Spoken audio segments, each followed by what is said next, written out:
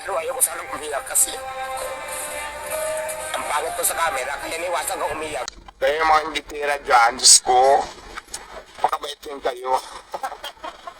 Para mabigyan kayo. Hindi yung ginagawa nyo ng lagi, puro panghusga para bantayan ako. Ay kung magtinda-tinda rin kayo sa mga gilid-gilid.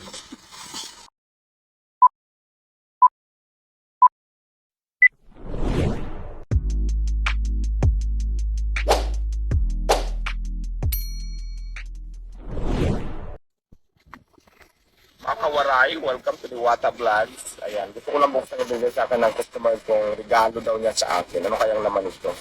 Bomba. Ay, ayun. Sombrero siya.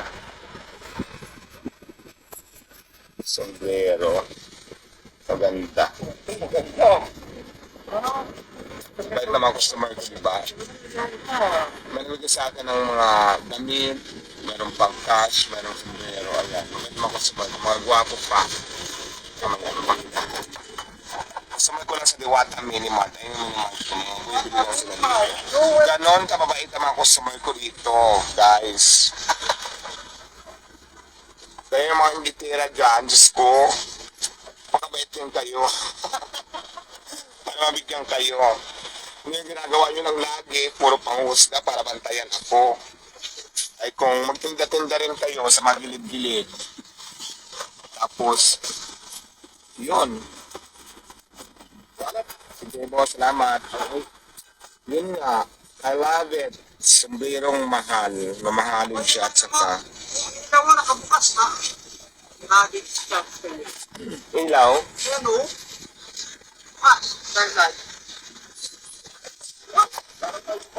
Ayan, yun nga. Kaya ako pero ayoko sanang umiyak kasi ang pangit ko sa camera, kaya niwasan ko umiyak.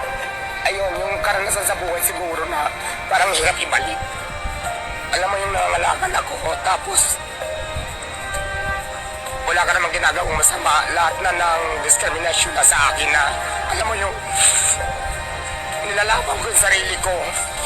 Tapos, kalakalang pa yung hinahanap natin para mabuhay ako. Tapos lahat ng taong discrimination sa iyo, lahat na nilaitin ka, parang hirap, parang kung maaari sana, ayaw ko na sana kami ibalik yun. Yun yung mga hindi ko makakalimutan sa buong buhay ko. Bakit yan? Ako sorry.